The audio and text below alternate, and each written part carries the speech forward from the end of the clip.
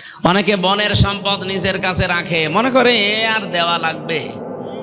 মাঠের জমি জায়গা হয়তো দেয়, বাড়ির জমি জায়গা অথবা সম্পদ যা আছে টাকা পয়সা দিতে চায় না। না, সাহাবা ইকরামের জীবনী পড়েছি, তারা এই আয়াত শোনার পরে ইউসিকুমুল্লাহু ফি আওলাদিকুম লিযযাকারি মিসলু হাজ্জিল উনসায়াইন, আল্লাহর নির্দেশ, তোমাদের এক ছেলে যা পাবে দুই মেয়ে তাই পাবে। এটা পালন করতে গিয়ে তারা নিজেরা বনের সম্পদ, মেয়ের সম্পদ এগুলো ভাগ কখন করতেন? রান্নার হাঁড়ি, কড়াই, এমনকি পানি খাওয়ার গ্লাস পর্যন্ত তারা আলাদা করেনি, এগুলো ভাগ করত। আর আপনি বাড়ির জমিও দিতে চান না। অন্যের জমি জায়গায় যদি কেউ আত্মসাৎ করে, দখল করে নেয়, মেরে খায়, তাহলে তার একটা গুনাহ হবে। কয়টা? বলেন বলেন। জুলুমের গুনাহ শুধু। কিন্তু কেউ যদি নিজের বোনের জমি ফাঁকি দেয়, ভাইয়ের জমি ফাঁকি দেয়, ফুফুকে না দেয়, চাচাকে মেরে দেয়, ওর ডবল গুনাহ হবে। একটা হচ্ছে জুলুমের গুনাহ, আর একটা আত্মীয়তার সম্পর্ক ছিন্ন করার গুনাহ।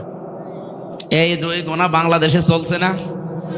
ওটা তো আপনার আয়ত্তে থাকার কথা না, বোনেরটা আপনি নিজের নামে নিয়ে চালিয়ে দিচ্ছেন। মানে অনেকে মনে করে আমার ছেলে মেয়ে, আমার স্ত্রী পুত্র, এদেরকে সুখে রাখার জন্য আমি এগুলো করছি। আরে ভাই, আপনি তো পাগলও না, জাতেরও মাতাল না, তালেও মাতাল না। আপনি এখনই মরে গেলে আপনার ছেলে মেয়ে এই যে অবৈধ সম্পদ যা রেখে গেলেন, এগুলো তো অবৈধই। অন্যের সম্পদ নিজে এই যে মেরে খাওয়া, এটা অবৈধ না? অনেকে মনে করে বোনেরটা তো এ মনে হয় অবৈধ না। কে বলিস আপনাকে? এটা আরো ডবল অবৈধ। এভাবে যারা রেখে যাচ্ছেন কি হবে বলেন তো? বাস্তবতা, আপনি মরে যাবেন, আপনার ছেলে, আপনার বউ, আপনার মেয়ে এই টাকা পয়সাগুলো এমন এমন জায়গায় ব্যয় করবে। একদিকে তো মেরে খাওয়ার গোনা আপনার আমল নামায়, আর ওরা আর একটা গোনা করবে, ওইটা ফিলাক্সি লোড হয়ে আপনার কবরে যাবে। তাহলে ডবল শাস্তি আপনার জন্য না? একটা গোনা, শাস্তি কয়টা? সূরা ফুরকানের ভেতরে তিনটা পাপের কথা আল্লাহ উল্লেখ করে জানিয়েছেন। এই তিনটা পাপ যদি দুনিয়ায় কেউ করে, তার শাস্তি হবে দুনিয়া আর আখিরাত মিলে ডবল। পৃথিবীর প্রতিটি পাপের শাস্তি হয় একটা, আর ওই তিনটা পাপের শাস্তি হবে ডবল। ওয়াল্লাযীনা লা ইয়াদউনা মা'আল্লাহি ইলাহান আখার ওয়ালা ইয়াকতুলুনান নাফসাল্লাতী হারামাল্লাহু ইল্লা বিল হাক্কি ওয়ালা ইয়াজনুন ইলা আখির আয়াত। সূরা ফুরকান 68 নম্বর আয়াতে আছে, 19 নম্বর পারার 4 নম্বর পৃষ্ঠার 15 নম্বর লাইনে আছে। আল্লাহ পাক বলেন, দুনিয়াতে যারা আমি আল্লাহ বাদে অন্য কাউকে ডাকে, তাদের শাস্তি ডবল হবে। এখন যদি বলেন অন্যান্য ধর্মের যারা, তাদের কাছে হয়তো এটা পৌঁছায়নি, এজন্য না বুঝে ডাকে না। ইসলামের আওয়াজ যদি কারো কাছে নাও পৌঁছায়, তার বিবেক তো আছে। তার বিবেকের ওপরে তার কিয়ামতে প্রশ্ন করা হবে, তার হিসাব হবে, বিচার হবে বিবেকের ওপরে। একটুখানি চিন্তা করলেই তো হাতে বানানো জিনিসের মর্যাদা আপনি নিজেও বুঝতে পারেন। নিজে বানালাম, নিজে বানিয়ে যদি রাখেন, দেখবেন কুকুরে প্রসাব করলেও নিজেকে বাঁচাতে পারে না। নিজেকে যে নিজেই বাঁচাতে পারে না কুত্তার প্রসাব থেকে, আমি বিপদে পড়লে সে বাঁচাবে। এই জন্য আমি হিন্দু ভাইদের ভেতরে বহু শিক্ষিত যারা মার্জিত, এদেরকে আমি দেখেছি। কিছুদিন আগে এক কলেজের অধ্যাপক, বিসিএস ক্যাডার, ওনারে বললাম, স্যার আপনার এই মুসলমান হওয়ার দরকার নেই, আমাদের ধর্মে জোর জবরদস্তি নেই, বাড়াবাড়ি নেই। হ্যাঁ, আমাদের ধর্মে যদি জবরদস্তি থাকতো, আপনাকে আমরা পিটিয়ে মুসলমান বানিয়ে ফেলতাম। কারণ আমরা এদেশে 92 ভাগ, আর আপনারা মাত্র 8 ভাগ। তাও 8 ভাগও না, অন্যান্য জাতি আছেন আরো। সেই হিসাবে হিন্দুরা খুব বেশি হলেও 4 ভাগ হবে, আর ওই 2 ভাগ হয়তো খ্রিস্টান আছে, ইহুদি আছে, বৌদ্ধ আছে, আরো বিভিন্ন জাতি আছে। সব মিলে আপনাদের অবস্থান এই দেশে যা, পিটিয়ে হলেও মুসলমান বানিয়ে ফেলতাম। কিন্তু আমাদের ধর্মেই তো এটা নেই। কি কথা বলেন এখন? আমাদের ধর্মে এটা আছে? আপনাকে আমাদের ধর্মীয় গ্রন্থ কোরআনে কারিম পড়ার জন্য আমি একটু আপনি বাংলায় পড়েন, ইংরেজিতে পড়েন, শুধু পড়বেন, একটু বুঝে বুঝে পড়বেন। আরে আশ্চর্য তো! কোন দিকে তাকান আপনি? এদিকে তাকান।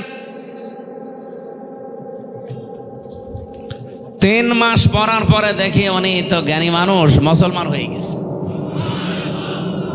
এই জন্যে যারা অন্তত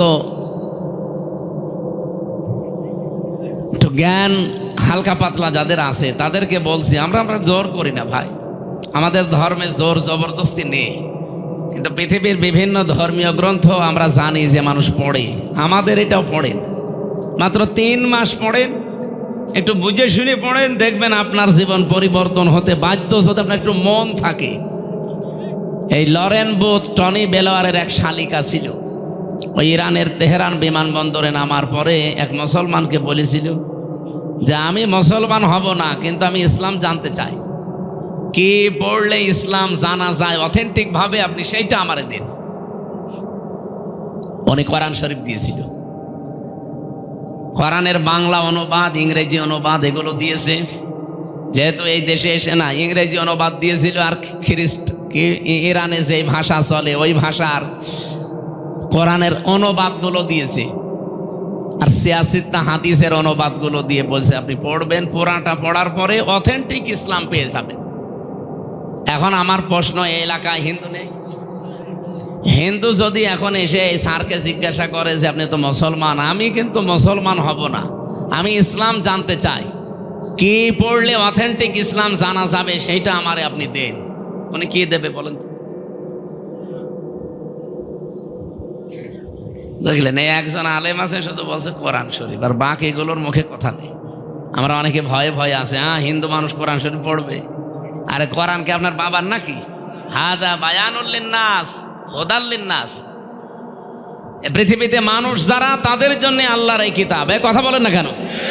আর যে যেইভাবে যতটুকু এখান থেকে নেবে সে ততটুকু উপকার পাবে। আজ আমেরিকা উপকার পেয়েছে কেন? কারণ কোরআনে ওরা পুরাটা মানে না, যতটুকু মানে ততটুকু উপকার পায়। সূরা নেসার 34 নম্বর আয়াতটা ওরা নিয়েছে হালকা, পুরাটা না। আর রিজালু কাওয়ামুনা আলান নিসা, এই পৃথিবীতে পুরুষ মানুষ হবে নেতা, আর মেয়েরা হবে তাদের আজ্ঞাবহ। এই আয়াতের পক্ষে একটা হাদিস আছে। পারস্যের রাজা ইন্তেকালের পর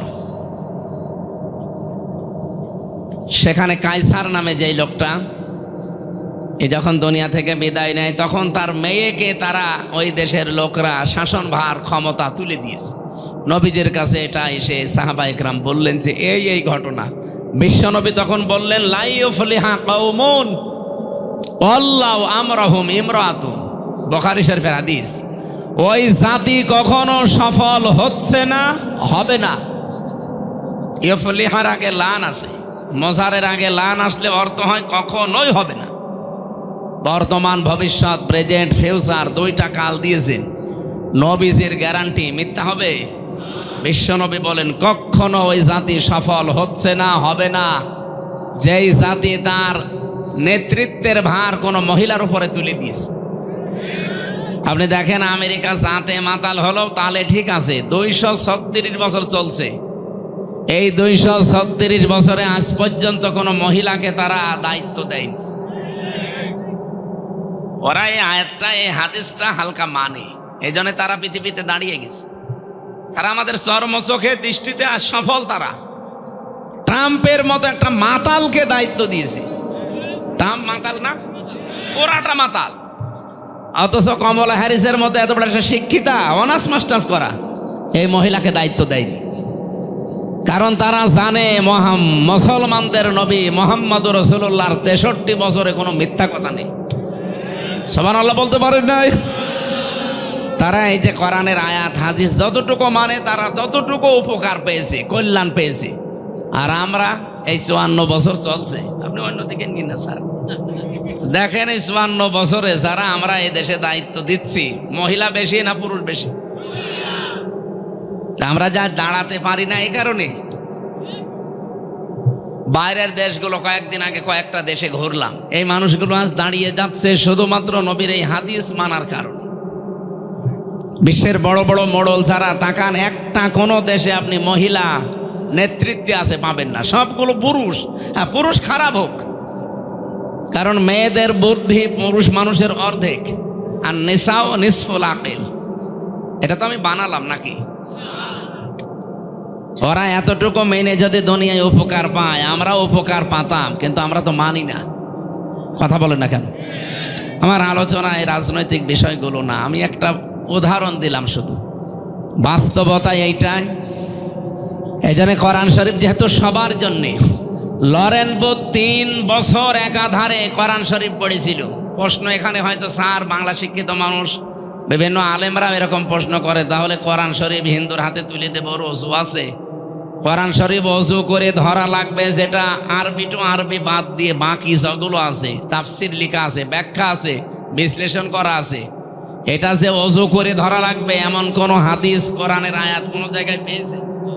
ইন্নাহু লাকুরআনুন কারীমুন ফি কিতাবিম মাকনুন লা ইয়ামাসসুহু ইল্লাল মুতাহহারুন।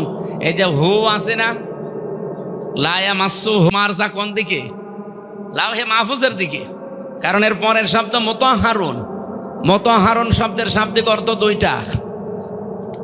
আপনি অভিধানগুলো নিয়ে আসেন, আমি দেখিয়ে দিচ্ছি। মুতাহহারুনের 1 নম্বর অর্থ হচ্ছে পবিত্র, 2 নম্বর অর্থ হচ্ছে নিষ্পাপ। বলেন তো, পৃথিবীতে এমন কেউ আছে যে 100% নিষ্পাপ, 100% পবিত্র? না, নেই। এটার জন্য মেলে শুধু লাউহে মাহফুজে যেখানে কোরআনে কারিম আছে, এই জন্য এর আগের শব্দটা ফি কিতাবিম মাকনুন। মাকনুন মানে কি? মাকনুন শব্দের শাব্দিক অর্থ হচ্ছে হাতের স্পর্শ ছাড়া।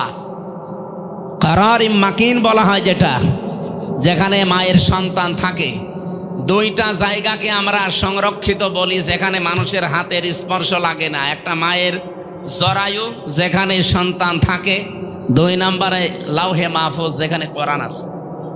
তো কোরআন যেহেতু আল্লাহ এখানে ইন্নাহু লাকুরআনুন কারীম দিয়ে শুরু করলেন, সেখানে মায়ের জরায়ু হওয়া সম্ভব না? সম্ভব।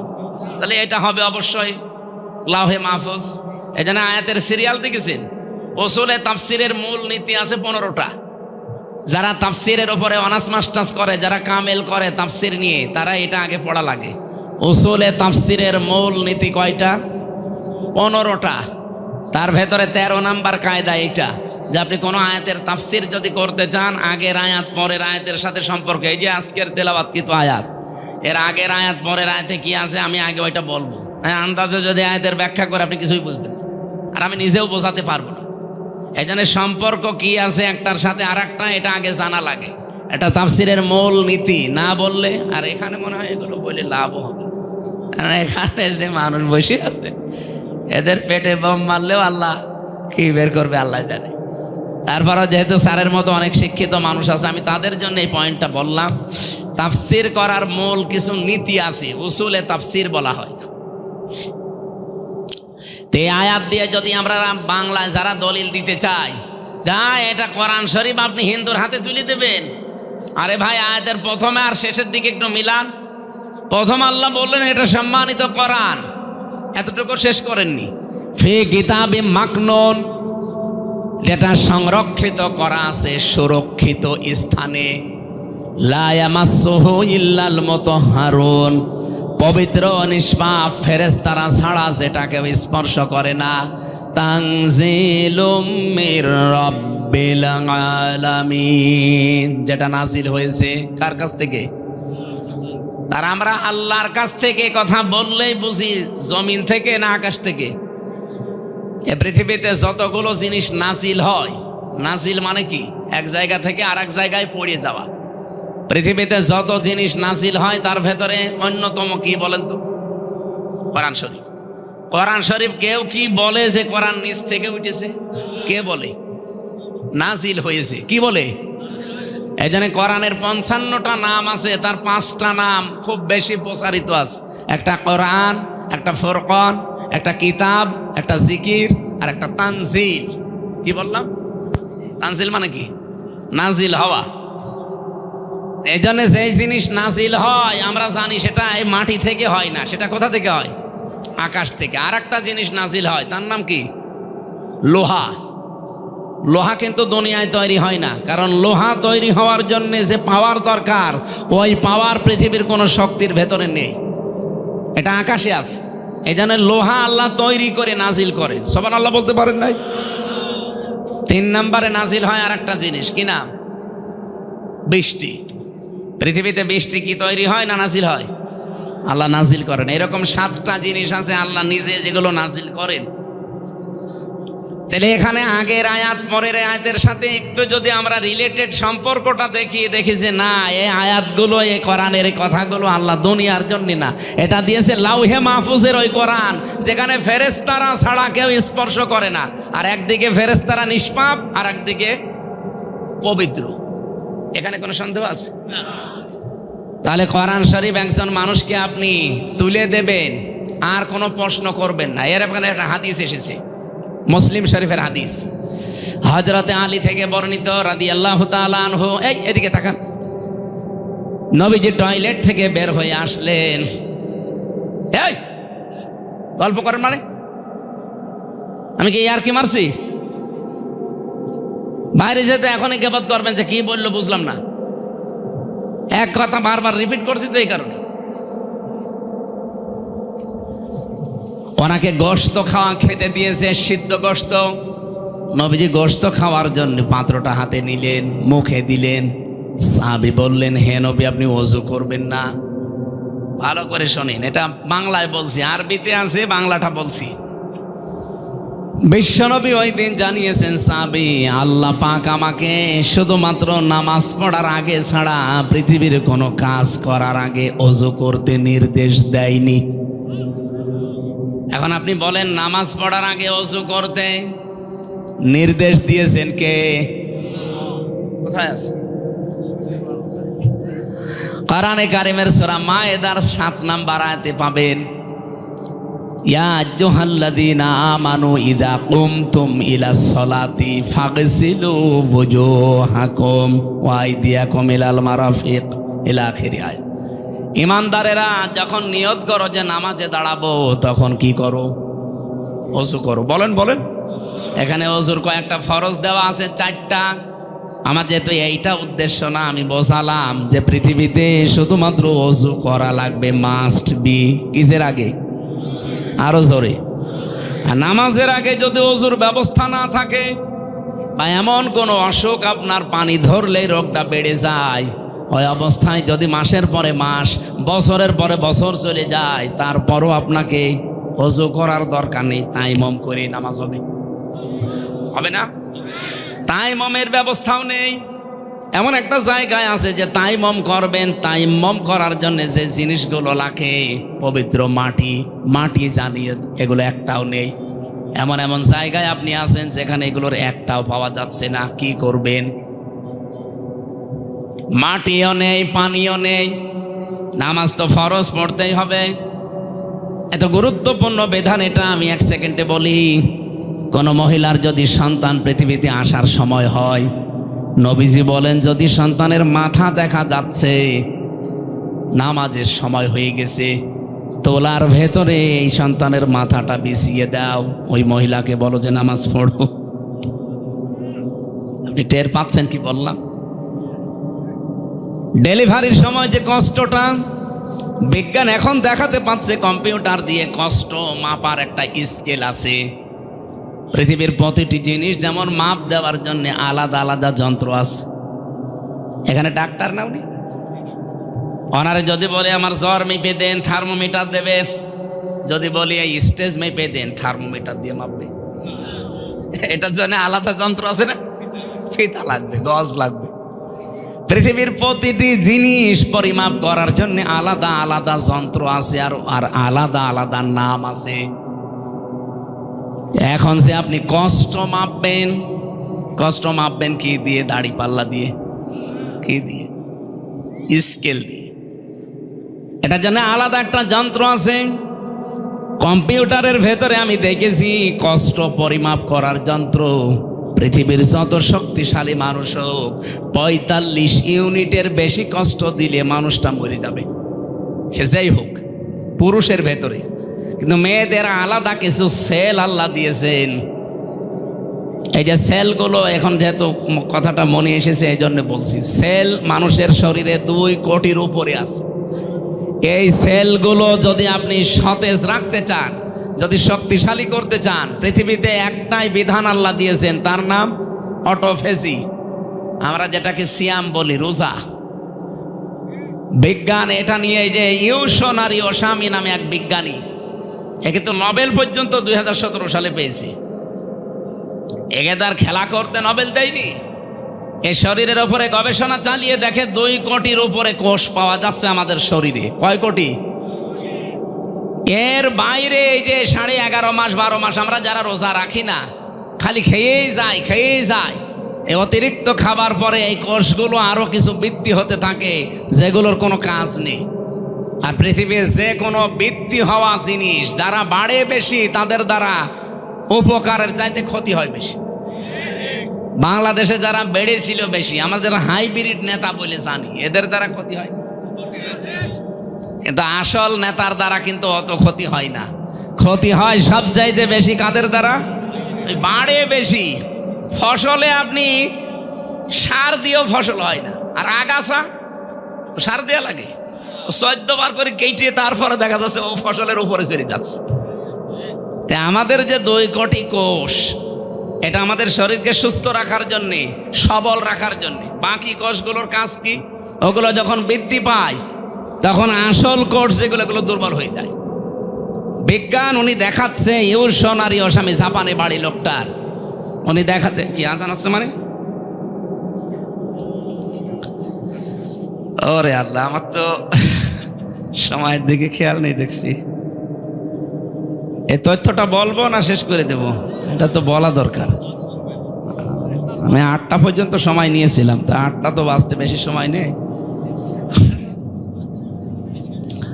আর একটু থাকবেন না, এখানে নামাজ পড়ে যাবেন ভাইরা, যেহেতু মসজিদ এখনো হয়নি, আপনাদের মসজিদ হচ্ছে, আর এলাকায় অন্য ধর্মের মানুষরা বেশি, আপনারা এখানে নামাজ পড়ে যাবেন। আমি খুব তাড়াতাড়ি করছি ইনশাল্লাহ। এই যে দেখলেন, এই ছেলে,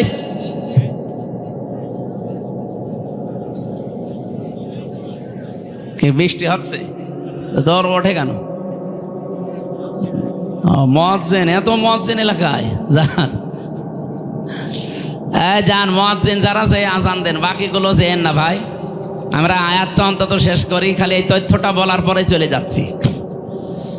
উনি জানিয়েছেন অতিরিক্ত এই কোষগুলোকে যদি দুর্বল করতে হয়, তাহলে কমপক্ষে 30 দিন, বছরে 30 দিন 14 থেকে 15 ঘন্টা আপনি না খেয়ে থাকতে হবে একাধারে।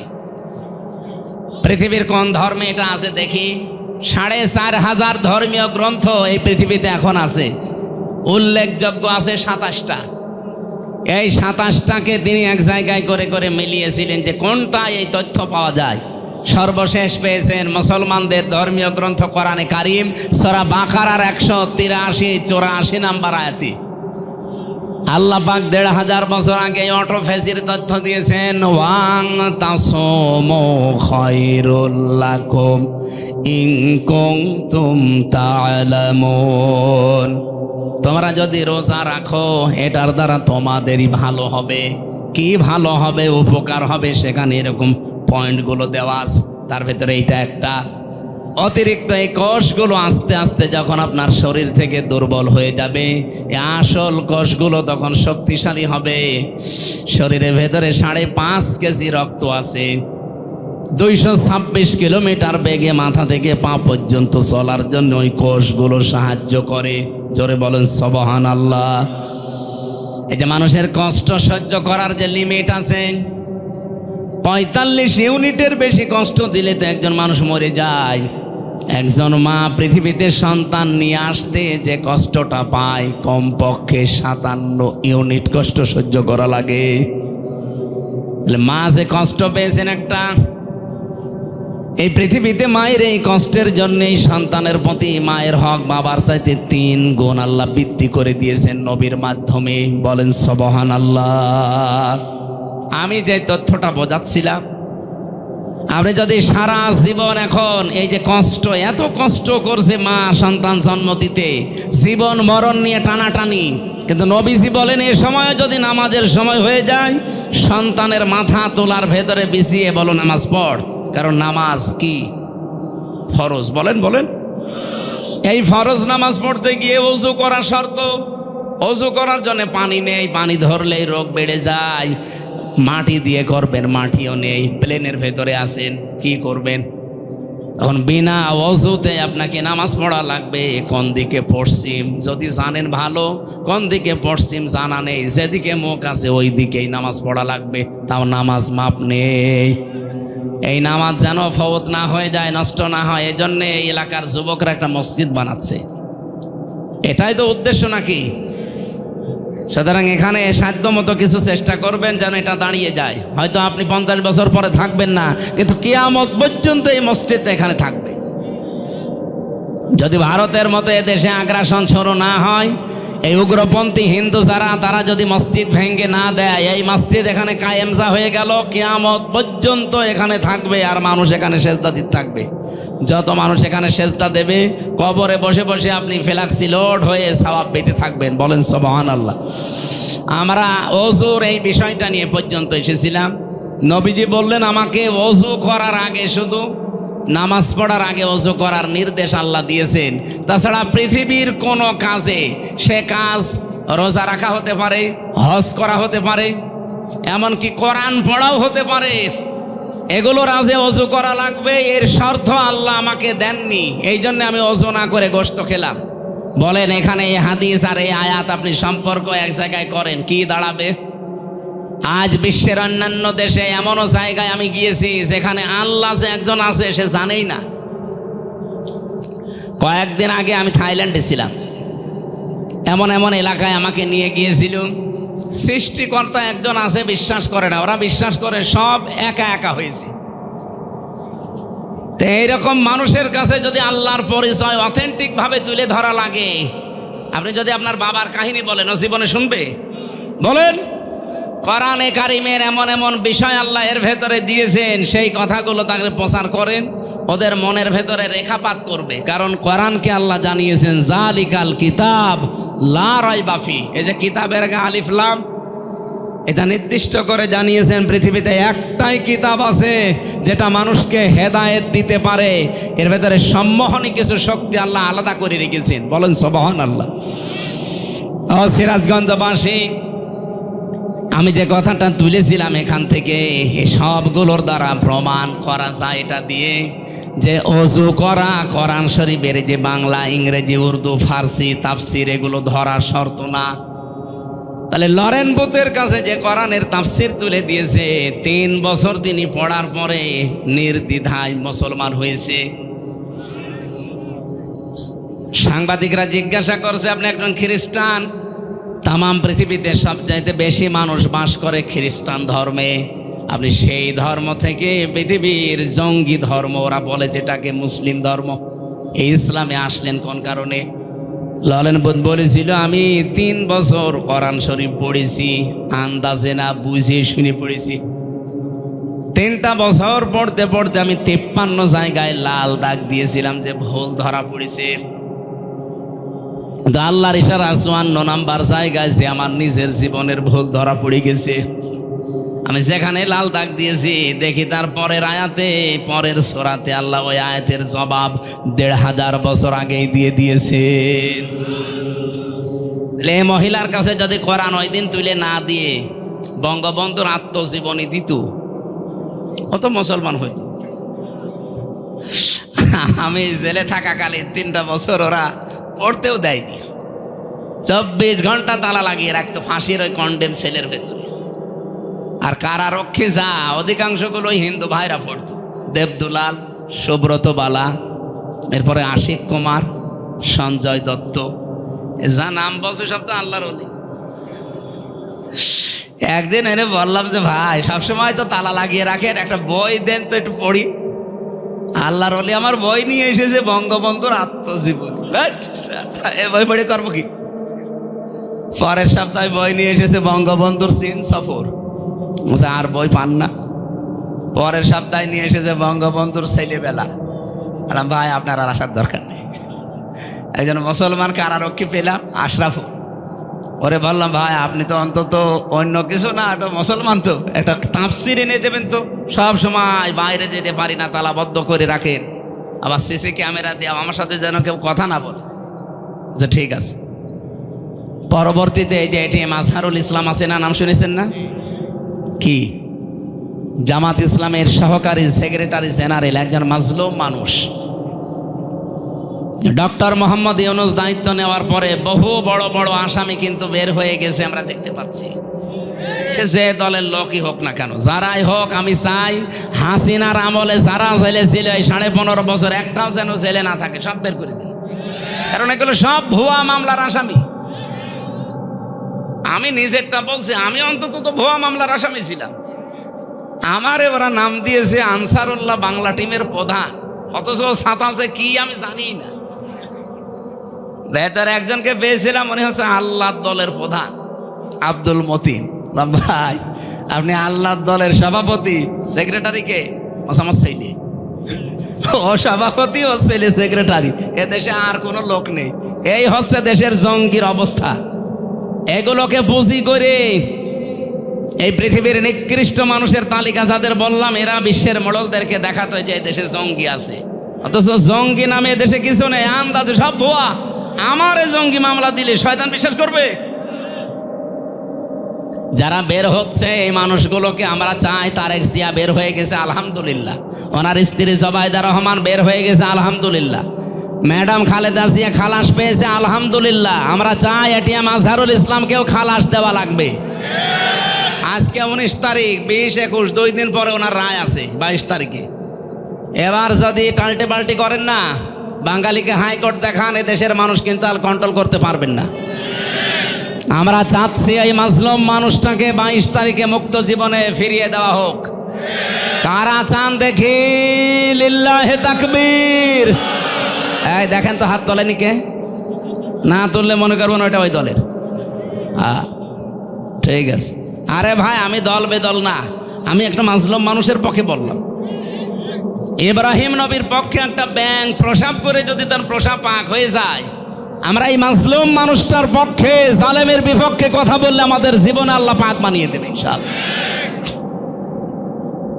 ওনারে বললাম যে আপনি এটিএম আজহারুল ইসলামের বলবেন যে আমির হামজা বই চেয়েছে, তাফসির চেয়েছে, দেখবেন দেবে। হ্যাঁ, উনি 2টা তাফসির পাঠিয়েছিল, ফি জিলালিল কোরআন, তাফহিমুল কোরআন। এ পৃথিবীতে 2টা তাফসিরকে আমি সবচাইতে বেশি পছন্দ করি, ভালোবাসি। আল্লাহ এই 2টাই মিলিয়ে দিয়েছিল। সুবহানাল্লাহ। সম্মানিত ভাইরা, আমি যে কথা তুলেছিলাম, তাফসির ওই মহিলাকে না দিলেও মুসলমান হতো না, অন্য কিছু দিলে জীবনও মুসলমান হতো না। কোরআনের ভেতরে আল্লাহ যে সম্মোহনী শক্তিটা দিয়েছেন, এটা পৃথিবীর কোনো কিতাবে দেয়নি। আছে না? নেই। কারণ অন্যান্য কিতাবের কাছে গেলে আপনি আরো গোমরা হবেন। আপনি এখন ইনজিলের কাছে যান, আসলে ইনজিল নেই, এই জন্য ইনজিল পড়লে আপনি আরো খারাপ হবেন। তাওরাতের কাছে যান, তাওরাত আসলটা নেই, ওটার কাছে গেলে আপনি আরো খারাপ হবেন। শুধুমাত্র এইটার যেহেতু কোনো পরিবর্তন হয়নি, আর কিয়ামত পর্যন্ত হওয়ার সম্ভাবনা, সুতরাং এইটার কাছে সবাইকে আসার আহ্বান জানাচ্ছি। আজকে বাংলার জামাত ইসলামী কুষ্টিয়া জেলা শাখার ওলামা বিভাগের উদ্যোগে প্রায় 650 আলেম এক জায়গায় হয়েছিল। ডক্টর খলিলুর রহমান মাদানী হাফিজাহুল্লাহ উনি এসেছিলেন। সবাইকে আহ্বান জানিয়েছে যে বাংলাদেশে যারা আমরা কথা বলি, অন্তত 8-10 মিনিট যেন কোরআন শিক্ষার গুরুত্ব কি, কোরআনের আশার গুরুত্ব কি, এটা আমরা জানাই। আমি সেটার জন্য টাচ দিলাম। দল মত নেই, কোরআন শরীফ শুধু মুসলমানদের জন্য না ভাই, সবার জন্যে। এই জন্য যারা আছেন, আরবি টু আরবি যদি বাদ দেন, শুধু তাফসিরের কাছে আসেন, এটা পড়েন, দেখেন আপনার জীবন পরিচ্ছন্ন হতে বাধ্য যদি আপনার শুধু একটু মন থাকে। গিরিশচন্দ্র সেনের মন ছিল না, ও তাফসির লিখার পরও হেদায়েত পায়নি। তা আপনার যদি একটু হালকা মন থাকে, যশোরের অধ্যাপকের মতো, আপনি 3 মাসের ভেতরে দেখবেন এই পৃথিবীর শান্তির ধর্ম মুসলমান, ইসলাম, এর ভেতরে চলে আসবেন। আল্লাহ সেই কোরআনে কারিম থেকে 6666টি আয়াত, এটা প্রসিদ্ধ। 6236টা আয়াত, এটা বিশুদ্ধ। আমরা মাত্র একটা আয়াত পড়েছি, সূরা আহকাফ আয়াত নাম্বার 14, 15, 2টা আয়াত পড়েছি। এই 2টা আয়াত সামনে নিয়ে তাফসীর আকারে কিছু কথা বলতে চাচ্ছি, যেহেতু অনুষ্ঠান আরেকটা আছে তো। আর এখানে 8টা পর্যন্ত সময় নিয়েছিলাম, আমি গুরুত্ব বোঝাতে যে সময়টা ক্ষেপণ হয়ে গেছে। আপনারা আরেকটু থাকবেন না? আউযু বিল্লাহি মিনাশ শাইতানির রাজিম। বিসমিল্লাহির রহমানির রহিম। ইন্নাল্লাযীনা ক্বালু রাব্বুনাল্লাহু সুম্মা ইসতাকামু ফালা খাউফুন আলাইহিম ওয়ালা হুম ইয়াহজানুন। সাদাকাল্লাহুল আযীম। আহকাফ একটা পাহাড়ের নাম। কিসের নাম? আল্লাহ পাক এখান থেকে মাত্র একটা আয়াত 14 নম্বর আয়াতটা আপনাদের সামনে পড়েছি। ইন্নাল্লাযীনা ক্বালু, নিশ্চয় যারা এ কথা বলে, শুধু বলে না, বলেছে অতীতে, এখনো যারা বলছে রব্বুনাল্লাহ, আমাদের রব আল্লাহ। এ কথাটা যারা বলতে পারবে যে আমাদের রব আল্লাহ, আর কাউকে আমরা রব হিসাবে মানি না, শুধু বলেই শেষ করে দেয় না, সুম্মা ইসতাকামু, এর উপরে দাঁড়িয়ে যায়, ইস্তেকামাত পয়দা করে, দৃঢ়তা নিয়ে আসে এই শব্দের উপরে। ফালা খাউফুন আলাইহিম ওয়ালা হুম ইয়াহজানুন। আল্লাহ পাক বলেন তাদের কোনো ভয়ও নেই, কোনো চিন্তাও নেই। বলেন সুবহানাল্লাহ। উলাইকা আসহাবুল জান্নাহ, এই মানুষগুলো জান্নাতের অধিবাসী। খালিদিনা ফিহা, চিরকাল সেখানে তারা থাকবে। জাযাম বিমা কানু ইয়ামালুন, তারা যে কাজ কারবার দুনিয়ায় করেছে তাদের পুরস্কার আমার আল্লাহ এটা দেবেন। এবার বাংলা অর্থের পরে আমরা তাফসিরে যাচ্ছি। এই যে বিমা কানু ইয়ামালুন, আপনি যা করেছেন তার পুরস্কার আল্লাহ দেবেন। কি করেছিলেন? এর আগে আল্লাহ যে দুইটা শব্দে আমাদেরকে কিছু কাজের নির্দেশ দিলেন, যে যারা বলে আমাদের রব আল্লাহ, এর উপর টিকে থাকে। রব শব্দের ব্যাখ্যায় আমি যতগুলো বিষয় তাফসিরের ভেতরে পড়েছি, রবের প্রথম অর্থ সৃষ্টিকর্তা। রব মানে কি? আমাকে সৃষ্টি করতে পারে শুধুমাত্র কে? পৃথিবীর অনেক ধর্মের কথা বললাম না, প্রায় 4500 ধর্ম। অন্যান্য ধর্মে তারা অন্যান্য বিষয়কে সৃষ্টিকর্তা মানে। এই যে হিন্দু ধর্মের যারা 12 মাসে 13 পূজা করে, 33 কোটি ওদের দেবতা, ওরা অন্যান্য এমন এমন নাম দিয়ে তাদেরকে ওরা সৃষ্টিকর্তা মনে করে। বিভিন্ন জিনিস মনে করে এগুলো এই এই বানিয়েছে, এগুলো এই বানিয়েছে। ওরা নাম দিয়েছে সরস্বতী, নাম দিয়েছে দুর্গা। এক একটার এক এক ক্ষমতা। কেউ ব্যবসায় বরকত দেয়, কেউ লেখাপড়ায় বরকত দেয়, কেউ ফসলে বরকত দেয়। এক একটার নাম এক একটা দিয়েছে। এগুলো তারা সৃষ্টিকর্তা, সৃষ্টি করেছে। আমরা জানা রব বলে আল্লাহকে বিশ্বাস করি। এই পৃথিবীতে 210 কোটি এখন আমরা মুসলিম। আমাদের সবার বিশ্বাস আমাদের সৃষ্টিকর্তাকে। আমি নাম নিয়ে যেতে ঘৃণা করে এই জন্য নামটা নিচ্ছি না। পালিয়ে গেছে যিনি, উনি কিন্তু বলেছিল ফসলে বরকত দিয়েছে, মা দুর্গা গজে চড়ে এসেছে। এ কথা বললে আপনার রবকে রব মানা হয়? হয় না। কারণ সৃষ্টি তো দুর্গা করতে পারে না। আপনি ফসলের মাঝে দুর্গাকে বসিয়ে রেখেন, ফসল সহ দুর্গা চুরি হয়ে যাবে। আমাকে বেশি বলছে, আপনি রেখে দেখেন। এমনিতে রব মানে সৃষ্টিকর্তা নয়। এটা প্রথম 5টার ভেতরে প্রথম এটা। আল্লাহ পাক বলেন ইকরা বিসমি রাব্বিকাল্লাযী খালাক। পড়ো তোমার ওই রবের নামে যিনি তোমাকে বানিয়েছেন। তাহলে সৃষ্টি করার একচ্ছত্র মালিকানা দুর্গার, হবলের, সরস্বতীর, কার? এটা আমরা বিশ্বাস করি। তো পৃথিবীর কিচ্ছু কেউ সৃষ্টি করতে পারে না, শুধু ওটা রিফাইন করতে পারে, একটার সাথে মিলিয়ে আর একটা বানাতে পারে। কিন্তু আসল যিনি বানিয়েছেন সর্বপ্রথম তিনি কে? এই যে মডেল ছাড়া যিনি বানান, এই জন্য তাকে সৃষ্টিকর্তা বলা হয়। হযরত ইব্রাহিম আলাইহিস সালাম এই শিরিক থেকে জাতিকে মুক্ত করার জন্য যে ঘোষণাটা দিয়েছিলেন শব্দের মাধ্যমে, ওইটা এইটা, ইন্নী ওয়াজ্জাহতু ওয়াজহিয়া লিল্লাযী ফাতারাস সামাওয়াতি ওয়াল আরদা হানিফা। তিনি বলেছিলেন আমার এই চেহারা আমি ঘুরিয়ে দিলাম ওই রবের দিকে। কোন রব? যিনি আসমান আর জমিনের উদ্ভাবক। এই যে ফাতারা মানে যিনি আসমান আর জমিন দেখে দেখে বানাননি, কোন রকমের মডেল ছাড়া, আকৃতি ছাড়া নিজের জ্ঞানে বানিয়েছেন। এইটার নাম সৃষ্টিকর্তা। আমি একটা জিনিস দেখে আর একটা জিনিস এটা বানালাম, এটার নাম কিন্তু ফাতারনা, এটার না খলাকনা, তার আলাদা আরবি আছে। কিন্তু কেউ যদি কোনো আকৃতি ছাড়া, কোনো মডেল ছাড়া একটা জিনিসকে তৈরি করে, যেমন আমার আল্লাহ পৃথিবীর সব কিছুকে আলাদা আলাদা বানিয়েছেন, একটা দেখে আর একটা, বলেন বলেন, আমাদেরকেও আল্লাহ ঠিক ওইভাবে একটার সাথে আর একটা জীবনেও মিলবে না। আপনি মনে করছেন না হামজার এই যে অধ্যাপক সাহেবের চেহারা মনে হচ্ছে একই? কে বলেছে? কিয়ামত পর্যন্ত এই পৃথিবীতে হামজার সাথে আর কোনো মানুষের চেহারা মিলছে না, মিলবেও না। কোনো লাইনে একটা খোদ আল্লাহ ধরিয়ে দেবে। বিশেষ করে 5টা জিনিস তো মিলবেই না। আমার এই হাতের আঙ্গুলের ছাপ, এখানে 153টা রেখা আছে।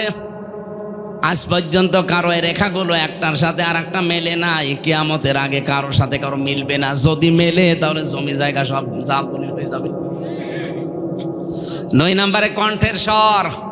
এই যে আমার কণ্ঠের যে স্বর বের হচ্ছে, এক একটা কথা তৈরি হতে কমপক্ষে 27টা স্তর পার করছে আমার এই কণ্ঠ। প্রত্যেকের ঠিক এইভাবেই ওই 1 থেকে 26 পর্যন্ত হয়তো ঠিক থাকবে। বিজ্ঞান জানিয়েছে 27 নাম্বার জায়গায় যখন কথাটা বের হবে তখন সিস্টেমটা আল্লাহ আলাদা করে স্বর বানিয়ে দেবে। এই জন্য কারো কণ্ঠের সাথে কারো কণ্ঠ মিলছে না। যদি মিলেছে তো বলেন তো, এখন আমি এ রব্বানী সাহেবের বাড়িতে এসে যদি সালাম দিতাম, ওনার কণ্ঠ আমার কণ্ঠ যদি এক হয়ে যেত, ম্যাডাম দরজা খুলে দিত, বাবা শাহজালাল সব হালাল হয়ে যেত। 3 নম্বরে মেলে না এই যে চোখ। এর ভেতরে 5টা জিনিস আছে। লেন্স আছে, লেন্স আছে, কর্নিয়া আছে, মনি আছে, ইকুয়াল আছে, ডিফ ইকুয়াল। এই 6টা জিনিস আজ পর্যন্ত পৃথিবীতে কারো মেলে নাই। কিয়ামতের আগে মেলার সম্ভাবনা নেই। 4 নম্বরে মানুষের এই চামড়া, 9768 প্রকার চামড়া আমাদের 3.5 হাত বডিতে আল্লাহ দিয়েছেন। এটা আশ্চর্যের বিষয়ে পৃথিবীতে আজ পর্যন্ত কোনো চামড়ার সাথে মিলবে না। যদিও মনে হচ্ছে স্যারের চামড়া আমার সাথে মিল আছে, তো কেটে যাক, ওনার চামড়া এসে লাগিয়ে দেন, পছন্দ হবে, ভালো হবে না। ওই যে ডাক্তার আছে, আমার চামড়া ভালো করতে হলে আমার কোনো চামড়া কেটে লাগিয়ে দেন, ভালো হয়ে যাবে।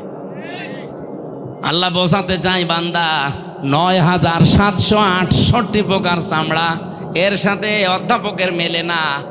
আর কিয়ামতের দিন ও তোর বোঝা বহন করে নিয়ে যাবে, তোরে ও বোঝায় আর তুই বুঝে ফেলিস ওইটা একটা ভণ্ড আর তুই একটা পাগল। সুতরাং কারো উপরে ভরসা করা যাবে? শুধু দুর্গার উপরে করা যায় না। কোনো দুর্গার উপরে না, কোনো দরগার উপরেও না। কি হিন্দুদের আছে দুর্গা আর মুসলমানদের জিনিস একই, প্রায় খালি নাম পাল্টিয়েছে।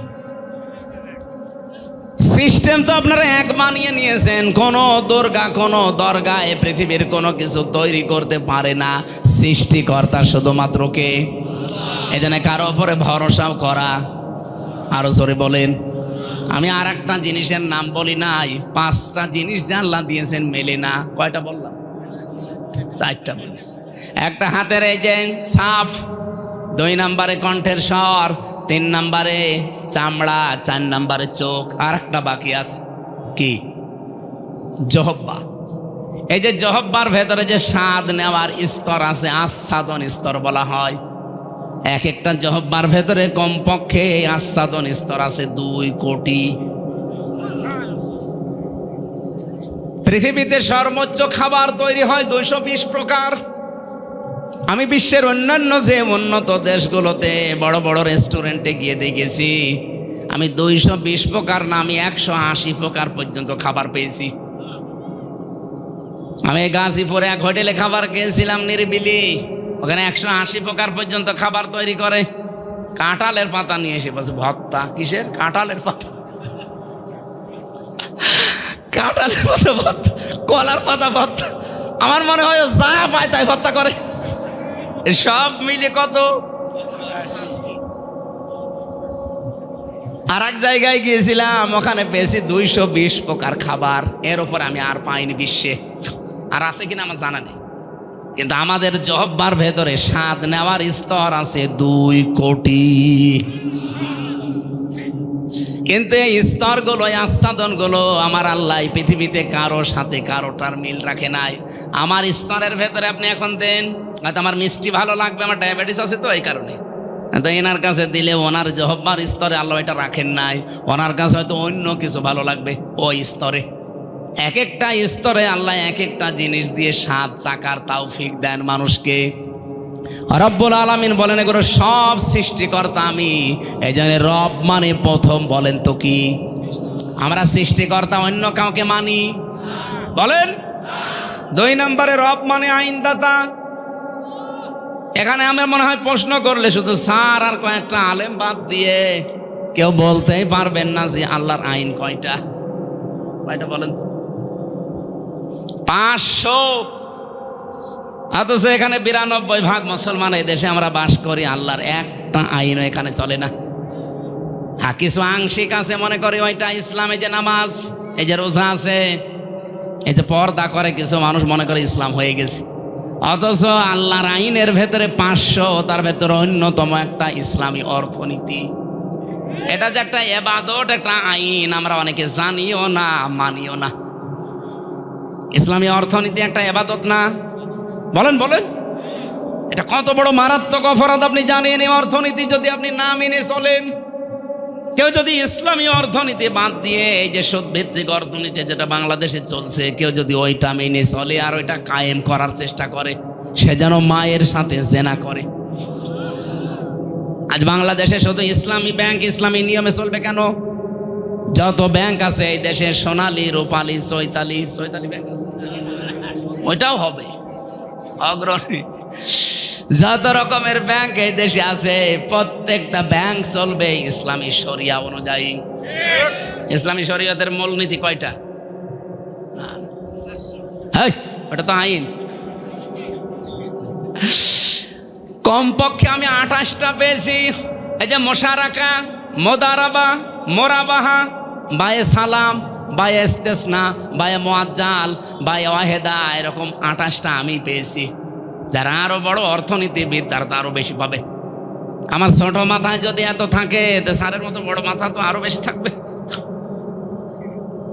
অর্থনীতি যে ইবাদত আমরা জানিও না, মানিও না।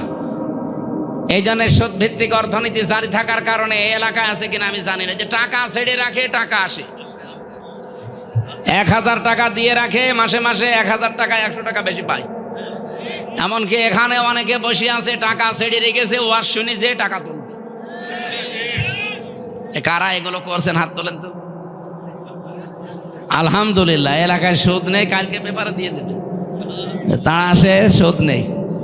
আর যদি 2-1 এরকম 2 নাম্বার থাকেন, এই যে স্যার একটা উদ্যোগ নিচ্ছে সুদ ভিত্তিক অর্থনীতি, এটা যেন নির্মূল করা যায়। কারণ মায়ের সাথে জেনা করে নামাজ হয়, রোজা হয়, পর্দা করে লাভ হয়। আপনার গা শিউরে ওঠার কথা না যে মায়ের সাথে জেনা করে আসলে লোকটা, বলেন নাউজুবিল্লাহ।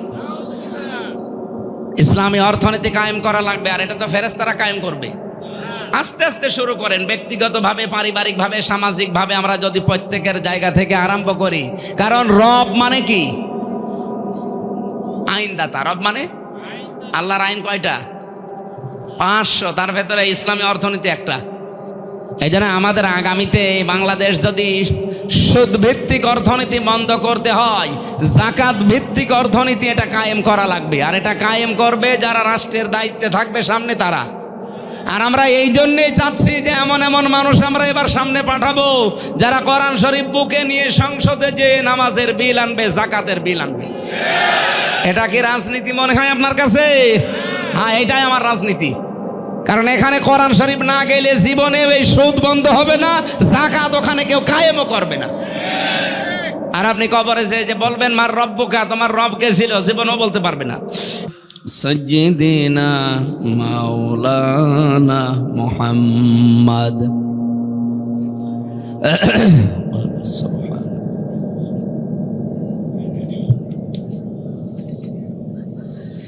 আলহামদুলিল্লাহ, সিরাজগঞ্জ জেলার তাড়াশ থানার অন্তর্গত চৌবাড়িয়া যুব সমাজের উদ্যোগে মহাবিশ্বের মহাবিশ্বয় আমাদের মালিক আমাদের মনিব মহান রব্বুল ইজ্জাত আল জালালের মুখের পবিত্র বাণী কোরআনে কারীম তাফসীরুল কোরআন মাহফিলের স্বনামধন্য সভাপতি বিশিষ্ট শিক্ষাবিদ জনাব অধ্যাপক আমিনুর রহমান টুটুল, সাবেক সাধারণ সম্পাদক তাড়াশ উপজেলা বিএনপি, হায়াতে তজ্জেবা সিহাতে কুল্লিয়া কামনা করছে আমিন। প্রধান অতিথি বিএনপির চেয়ারপারসন বেগম খালেদা জিয়া, তার উপদেষ্টা এবং সাবেক সংসদ সদস্য জনাব আলহাজ আব্দুল মান্নান তালুকদার, বিশেষ অতিথি অনেক মানুষের নাম আপনারা দিয়েছেন, বিশেষ করে আফসার আলী ভাই, সাকলাইন ভাই, অধ্যাপক সাইদুর রহমান ভাই সহ সম্মানিত ব্যক্তিবর্গ, এতক্ষণ যিনি আলোচনা রাখলেন গাইবান্ধা থেকে আগত ইসলামিক চিন্তাবিদ মুফাসসিরে কোরআন মাওলানা গোলাম রব্বানী যুক্তিবাদী, সম্মানিত অতিথি জনাব আলহাজ আবু হানিফ, জনাব আব্দুস সাত্তার মোল্লা, আতালাল্লাহু উমরাহু ওয়া বারাকাল্লাহু ফি হায়াতি আমিন। মঞ্চে বসা সম্মানিত ওলামা ইকরাম, সামনে বসা মুসলমান ভাইরা, পর্দার আড়ালের সম্মানিতা মা এবং বোনেরা, অন্য ধর্মের যারা আছেন সবাইকে আমাদের কোরআনের অনুষ্ঠানে ওয়েলকাম জানাচ্ছি। ওয়াইন আহাদুম মিনাল মুশরিকিন আস্তাজারাকা ফাজিরহু হাত্তা ইয়াসমাআ কালাম আল্লাহ সুম্মা আবলিগহু মা'মানা। এই কথা বলেন কেন আপনি? দাঁড়িয়ে আছে, দাঁড়িয়ে থাক, বসেন, জায়গা পেলে বসেন, নাই দাঁড়িয়ে থাকেন। অন্য ধর্মের বিভিন্ন ভাইরা বোনেরা যারা বিভিন্ন জায়গায় আছেন আপনাদেরকে ওয়েলকাম জানাচ্ছি। কোরআন আমাদেরকে নির্দেশ দিয়েছে, হে নবী, মুশরিকরাও যদি কোরআনে কারীম শুনতে আসে আপনি তাদেরকে সহি সালামতে নিরাপত্তার সাথে ব্যবস্থা করে দেবেন, শোনা শেষ হয়ে গেলে বাড়ি পর্যন্ত তাদের পৌঁছিয়ে দেবেন। সুতরাং পৃথিবীতে পরধর্ম সহিষ্ণু এই একটাই ধর্ম আছে, তার নাম ইসলাম। এই যে ভারতবর্ষ 1197 সাল থেকে আরম্ভ করে এই যে 2025 পর্যন্ত চলছে, আপনি ইতিহাস আমার কাছে লেখা আছে, যতগুলো শাসক পার হয়েছে, কেউ 11 বছর, কেউ 13 বছর, কেউ 15 বছর, এভাবে পার করেছে তারা। 750 বছর একাধারে ভারতবর্ষ শাসন করেছিল, কিন্তু তাদের টার্গেট ছিল না যে এলাকায় কোনো হিন্দু থাকবে না। কিন্তু এখন আমরা কিছু উগ্রপন্থী হিন্দু দেখতে পাচ্ছি, সব হিন্দু না, যে উগ্রপন্থী সন্ত্রাসী যারা, এরা পৃথিবীর নিকৃষ্ট মানুষের তালিকায় অলরেডি চলে গেছে। আপনারা হিন্দু ভাই বোন যারা আছেন আপনারা অন্যদিকে নিয়ে যাবেন না, আমি সঠিকটা বলছি। আপনি পৃথিবীর ইতিহাস এখন একটু পর্যালোচনা করেন, বিশেষ করে মাইক্রোসফট, এটা খ্রিস্টানরা রিপোর্ট বানিয়েছে, তামাম দুনিয়ার 257টা দেশ তারা এই রিপোর্টটা পেশ করেছে। সবচাইতে নিকৃষ্ট ঘৃণিত মানুষের তালিকায় এখন 2টা দলের নাম আছে, একটা উগ্রপন্থী হিন্দু যারা, আর 2 নাম্বার নামটা ওরা দিত না, কিন্তু এখন তারা দেখতে পাচ্ছে, এ কারণে বিশ্বের মানুষদেরকে তো বিশ্বাস করাতে হবে, এই জন্য 2 নাম্বার তালিকায় দিয়েছে ইহুদিদের নাম। 6 জন মানুষের তালিকা আমরা পেয়েছি তামাম দুনিয়ায়, তারা সবার কাছে ঘৃণিত, দল মত জাতি বর্ণ ধর্ম নির্বিশেষে সবাই তাদেরকে ঘৃণা করে। এমনকি পৃথিবীর যত সৃষ্টি আছে আমার মনে হয় তারাও তাদেরকে ঘৃণা করে। তারা 1 নাম্বারে, নাম নিলেও আমার কেমন যেন লাগে, কারণ আমার মনে হয় ওর নাম নিলে আমার উজু করা লাগবে, এই নরেন্দ্র মোদী। যে এত বড় শয়তান, পৃথিবীতে শয়তানও এত খারাপ কাজ করে না। আপনি আজ পর্যন্ত কোনোদিন শুনেছেন যে শয়তান আল্লাহর কোনো ঘর মসজিদ ভেঙে দিয়েছে? অথচ ভুয়া ধুয়ারে তুলে বিভিন্ন জায়গায় বলছে এখানে মন্দির ছিল আগে, 500 বছর আগে, আমরা এটা ভেঙে মসজিদ বানাবো। একটা কথা হলো, ভারতের অনেক হিন্দু পর্যন্ত তাকে এখন ধিক্কার জানাচ্ছে যে এ কি মানুষ না কসাই। কসাইও তো এত নির্দয় না যে আল্লাহর ঘর তারা ভেঙ্গে ধোয়া তুলিস। যদি সঠিক হয়তো তাও তো মেনে নিতাম।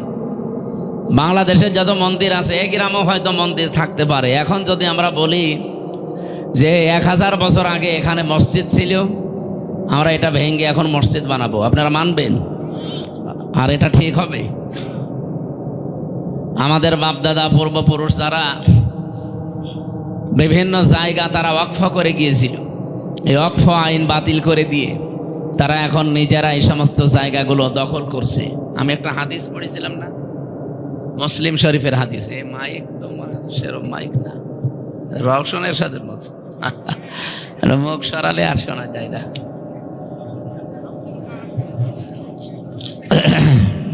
এত কাছে নিলে তো গলায় চাপ পড়বে। বাতাসে তো সেরকম আসে না, গা ঘেমে গেলে তো সমস্যা হয়ে যাবে।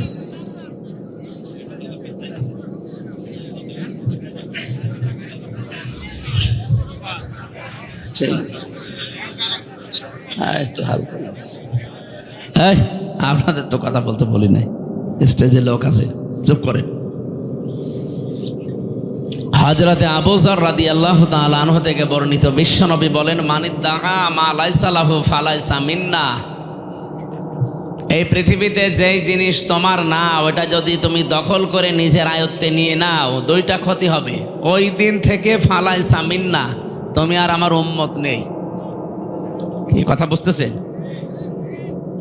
বাংলাদেশে দখলদারিত্ব এর আগে ছিল না। এই যে 54 বছর এটা চলছে, এখনো অনেকে লেগে আছে এই কায়দায়। কাজ বন্ধ করা লাগবে। এই কি করেন কি? ঠিক আছে, এদিকে তাকিয়ে থাকেন। যেই জিনিস আপনার না, আপনি যদি জোর করে জবরদস্তি করে যে কোনো কায়দায় ওটা নিজের দখলে নিয়ে নিন, আপনি নামাজ পড়তে পারেন, রোজা রাখতে পারেন, হজ করে এসেছেন, আল্লাহর কসম ফালাইসা মিন্না, ওই দিন থেকে আপনার নবীর উম্মত নেই, আপনি অন্য কিছু। কেন এত শক্ত করে বললাম? এখানে যারা আলেম আছে, কোনো বক্তব্যের আগে যদি ফা আসে, তার আগে কি আছে পরে কি আছে, যদি সত্যি আপনি পরের কাজগুলো করে থাকেন, নবী যে গ্যারান্টি দেওয়ার জন্য 19টা অর্থে আছে ফা, এখানে একটা এসেছে। তাহলে 1 নম্বরে এই দেশে এবং পৃথিবীতে আজ যারা অন্যের জিনিস দখল করে নেয়, তারা আর যাই হোক নবীর উম্মত নেই। বিশ্ব নবীর উম্মত যারা না, তারা হয় ইহুদি হবে, নাই খ্রিস্টান হবে, নাই মুশরিক হবে, নাই বৌদ্ধ হবে। কি তাহলে বাংলাদেশে যদি কারো চরিত্র এরকম থাকে, আপনি নামাজ পড়ছেন, রোজা রাখেন, আপনি কি আর নবীর উম্মত আছেন? আপনি আর এলাকায় যারা হিন্দু ভাইরা আছে তারা একই। সুতরাং আপনাকে এখন আবার নতুন করে মুসলমান বানানো লাগবে এবং মুসলমানই দেওয়া লাগবে। নতুন করে আরেকবার দিতে গেলে তো সমস্যা হয়ে যাবে। এই জন্য নতুন করে যদি মুসলমানই দেওয়া না লাগে, অন্তত নতুন মুসলমান বানানো আপনাকে লাগবে। আশা করছি এই কাজ যারা করছেন থেমে যাবেন, যাদের যা নিয়েছেন ফেরত দেবেন। আমি আওয়াজ যা পাচ্ছি এলাকায় মনে হয় এসব চলছে। এখানে টিকার ভেতর একটা ব্যাখ্যা আছে, যারা অনেক আলেম বসে আছে তো তাদেরকে বলছি, আপনারা বাড়িতে মিলাবেন মুসলিম শরীফের হাদিস। হ্যাঁ, যে জিনিস আপনার কাছ থেকে জোর জবরদস্তি করে কেউ দখল করে নিয়েছিল, কেড়ে নিয়েছিল, ছিনতাই করেছিল, ওইটা যদি আপনি নিজের আয়ত্তে নিয়ে নেন, তাহলে হাদিসের ভেতরে আপনি নেই। না, আপনারা মনে হয় কথা বুঝতেছেন না। হাদিসের ভাষা শোনার পরে হয়তো ভয় হচ্ছিল যে আমি আর নবীর উম্মতি নেই, আমি অমকের জিনিস নিয়ে নিলাম। না, বিষয়টা এমন না। ব্যাখ্যা যারা করে, মুহাদ্দিস যারা, তারা লিখেছেন যে জিনিস আপনার ছিল কিন্তু সেটা অন্য কেউ দখল করে রেখেছিল, ছিনতাই করেছিল, কেড়ে নিয়েছিল, জোর জবরদস্তি করে নিজের আয়ত্তে রেখেছিল। এখন যদি আপনি ওইটা নিজের আয়ত্তে নিয়ে নেন, আপনি নবীর উম্মত থাকবেন না, বিষয়টা এমন না। সুতরাং আগস্টের 5 তারিখের পর থেকে এই দেশে যার যা অনেকেই নিয়েছেন বিভিন্ন জিনিস, আমরা নাম নিলাম না, এগুলো যদি সত্যি আপনার হয়ে থাকে এই 15.5 বছরে হয়তো ওনারা নিয়েছিল, আপনি নিয়েছেন, আপনার গোনা নেই, না আপনার জিনিস আপনি ফেরত পেয়েছেন। ইসলামী ব্যাংক যাদের ছিল তারা ফেরত নিয়েছে। যে মানুষগুলো এতদিন জোর জবরদস্তি করে খেত, এই ব্যাংকে তাদের মাবার, যারা নিয়েছে তাদেরই, তাদের রক্ত ঝরানো টাকা দিয়ে ব্যাংক বানানো। আপনি এতদিন জোর করে জবরদস্তি করে দখল করে রেখেছিলেন, তারা এখন ওটা ফেরত পেয়েছে। সুতরাং এরকম পৃথিবীতে যত জিনিস আছে, যদি আপনার নিজেরটা আপনি ফেরত পান, তাহলে হাদিসের প্রথম অর্থ আপনার জন্য না। এটা টিকা বললাম। 2 নাম্বারটা কি? ওয়ালিয়াতাবাওয়া মাকআদাহু মিনান নার। বিশ্বনবী জানিয়েছেন সে যেন তার নিজের স্থান জাহান্নামে বুকিং করে দিল। অবশ্য সুবহানাল্লাহ, কোন এলাকায় আসলাম গো, পাগল নাকি? জাহান্নামে টিকিট বুকিং করছে, আর অবশ্য সুবহানাল্লাহ। আমার মেয়ে তো একেবারে গ্রাম্য মানুষ, ও মনে হয় ওর বাবা মরে গেলেও সুবহানাল্লাহ পড়বে। একটা হিসাব নিকাশ করে বলবেন।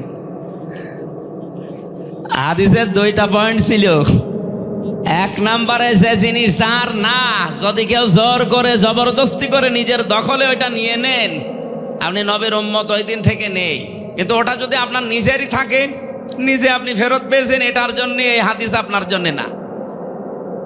এই যে ইসরায়েল যেটা দখল করছে আজ, 1940 সালে তাদেরকে আমাদের এই রোহিঙ্গার মতো থাকতে দিয়েছিলাম। এই ফিলিস্তিনের মুসলমানেরা তাদেরকে দয়া করে থাকতে দিয়েছিল এই শয়তানদেরকে, আর এখন ওরা নিজেরাই তাদেরকে তাড়িয়ে দখল করে নিচ্ছে। ওরা তো এমনিও জাহান্নামে যাবে। ওরা তো এই হাদিসের 2য় পয়েন্ট 100% তাদের জন্য।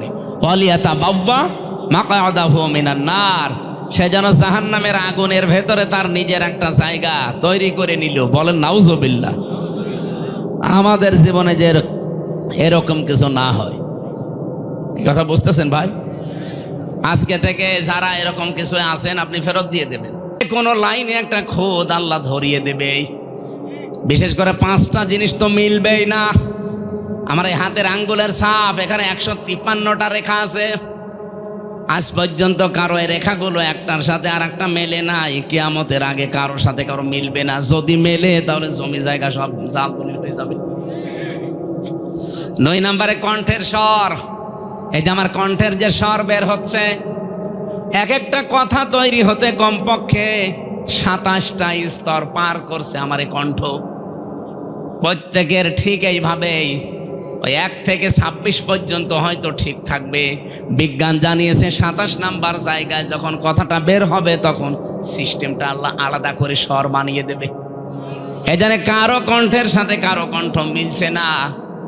যদি মিলেছে তো বলেন তো, এখন আমি রব্বানী সাহেবের বাড়িতে যে যদি সালাম দিতাম, ওনার কণ্ঠ আমার কণ্ঠ যদি এক হয়ে যেত, ম্যাডাম দরজা খুলে দিত, বাবা শাহজালাল, সব হালাল হয়ে যেত। 3 নম্বরে মেলে না এই যে চোখ। এর ভেতরে 5টা জিনিস আছে। লেন্স আছে, লেন্স আছে, কর্নিয়া আছে, মনি আছে, ইকুয়াল আছে, ডিপ ইকুয়াল। এই 6টা জিনিস আজ পর্যন্ত পৃথিবীতে কারো মেলে নাই। কিয়ামতের আগে মেলার সম্ভাবনা নেই। 4 নম্বরে মানুষের এই চামড়া। 9768 প্রকার চামড়া আমাদের 3.5 হাত বডিতে আল্লাহ দিয়েছেন। এটা আশ্চর্যের বিষয়, পৃথিবীতে আজ পর্যন্ত কোনো চামড়ার সাথে মিলবে না। যদিও মনে হচ্ছে স্যারের চামড়ার আমার সাথে মিল আছে, তো কেটে যাক, ওনার চামড়া এসে লাগিয়ে দেন, পছন্দ হবে, ভালো হবে না। ওই যে ডাক্তার আছে, আমার চামড়া ভালো করতে হলে আমার কোনো চামড়া কেটে লাগিয়ে দেন, ভালো হয়ে যাবে। আল্লাহ বোঝাতে চাই, বান্দা 9768 প্রকার চামড়া, এর সাথে অধ্যাপকের মেলে না। আর কিয়ামতের দিন ও তোর বোঝা বহন করে নিয়ে যাবে, তোরে ও বোঝায়, আর তুই বুঝে ফেলিস ওইটা একটা ভণ্ড আর তুই একটা পাগল। সুতরাং কারো উপরে ভরসা করা যাবে? শুধু দুর্গার উপরে করা যায় না। কোনো দুর্গার উপরে না, কোনো দরগার উপরেও না। কি হিন্দুদের আছে দুর্গা, আর মুসলমানদের জিনিস একই, প্রায় খালি নাম পাল্টিয়েছে। সিস্টেম তো আপনারা এক বানিয়ে নিয়েছেন। কোনো দুর্গা কোনো দরগা এ পৃথিবীর কোনো কিছু তৈরি করতে পারে না, সৃষ্টিকর্তা শুধুমাত্র কে? এই জন্য কারো উপরে ভরসাও করা। আরো জোরে বলেন। আমি আর একটা জিনিসের নাম বলি নাই, 5টা জিনিস যে আল্লাহ দিয়েছেন মেলে না। কয়টা বললাম? 4টা বলেছি। একটা হাতের এই যে সাফ, 2 নম্বরে কণ্ঠের স্বর, 3 নম্বরে চামড়া, 4 নম্বরে চোখ, আর একটা বাকি আছে কি? জহব্বা। এই যে জহব্বার ভেতরে যে স্বাদ নেওয়ার স্তর আছে, আস্বাদন স্তর বলা হয়।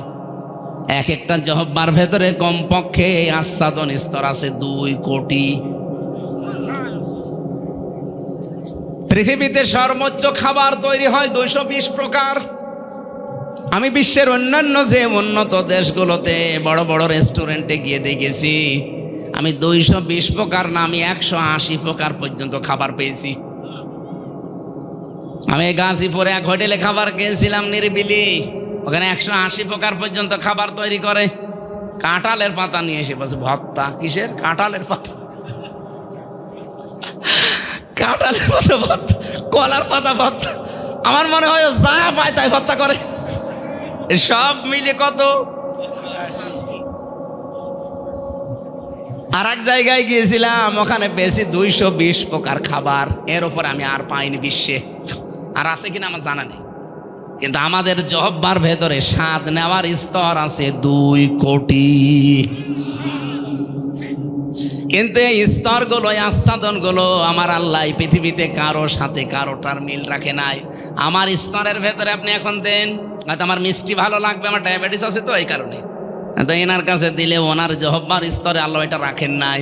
ওনার কাছে হয়তো অন্য কিছু ভালো লাগবে ওই স্তরে। এক একটা স্তরে আল্লাহ এক একটা জিনিস দিয়ে স্বাদ চাকার তৌফিক দেন মানুষকে।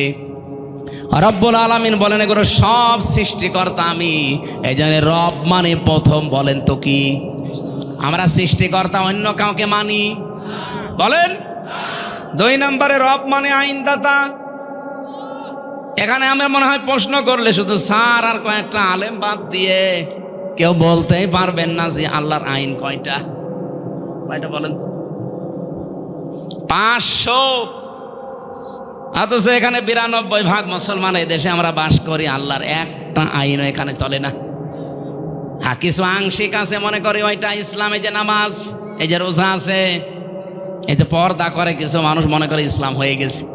অথচ আল্লাহর আইনের ভেতরে 500, তার ভেতরে অন্যতম একটা ইসলামী অর্থনীতি। এটা যে একটা ইবাদত, একটা আইন, আমরা অনেকে জানিও না, মানিও না। ইসলামী অর্থনীতি একটা ইবাদত না? বলেন বলেন।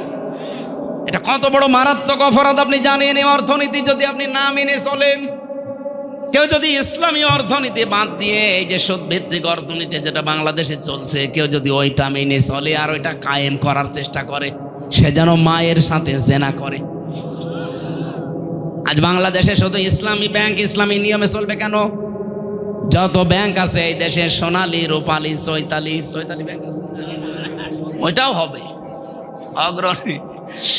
যত রকমের ব্যাংক এই দেশে আছে, প্রত্যেকটা ব্যাংক চলবে ইসলামী শরিয়া অনুযায়ী। ইসলামী শরিয়তের মূলনীতি কয়টা?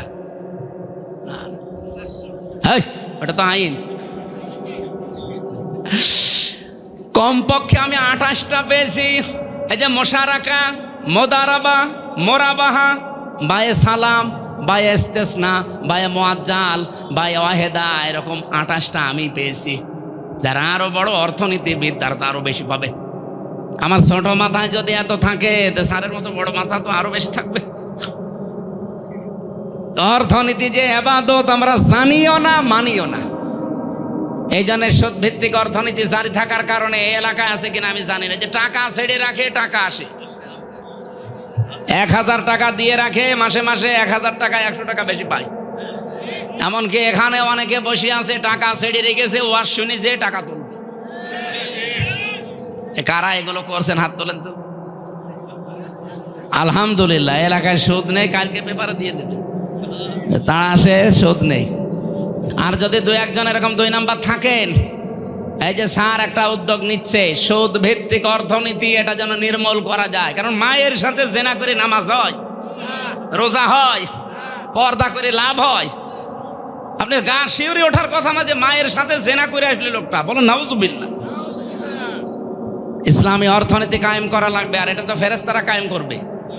আস্তে আস্তে শুরু করেন, ব্যক্তিগতভাবে, পারিবারিকভাবে, সামাজিকভাবে আমরা যদি প্রত্যেকের জায়গা থেকে আরম্ভ করি। কারণ রব মানে কি?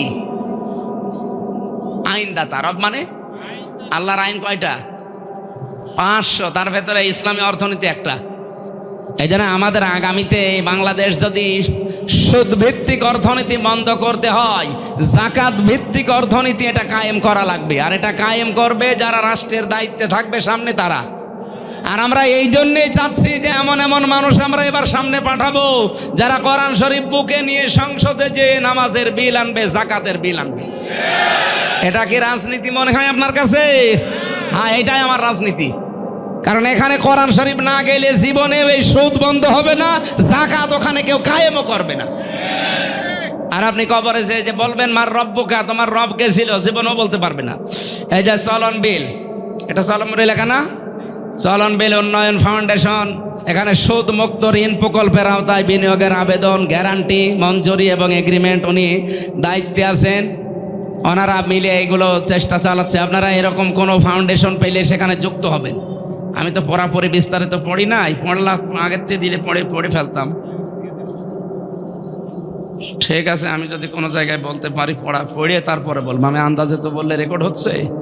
এটা আমি যে কোনো বিষয় বলি আগে পড়ে বলি। আমি আগে পড়ে নিই, তারপরে এর উপরে দরকার হয় 1-10 মিনিট আলোচনা করব। সুদ বন্ধ করে জাকাত ভিত্তিক অর্থনীতি কায়েম করতে পারলে এলাকায় বরকত, রহমত দিয়ে আমার আল্লাহ আসমান থেকে ভরে দেবে। সম্মানিত ভাইরা, আমরা মনে হয় আর টানতে পারছি না। ওখানে 9টায় ওঠা লাগবে, সেই সাথিয়ায়। আর 35 মিনিট সময় আছে, হবে না আর। আগামীতে আবার আসলে এমনি 1 ঘন্টা 15 মিনিট হয়ে গেছে। আমার জেলখানায় লিখিত মেয়েদের একটা বই ছিল, দাম্পত্য জীবনের কলহ এবং তার সমাধান কি। এটা এখানে আছে কিনা আমি জানি না। হ্যাঁ, এই যে কয়েকটা আছে, আপনাদের মেয়েদের জন্য, মাদের জন্য এটা নিয়ে যাবেন। আগামীতে কোনো জায়গায় আসলে মাহফিল একটা রাখবেন। ভাই, এই ডবল মাহফিল নিয়ে আমার টেনশন হয়ে যায়।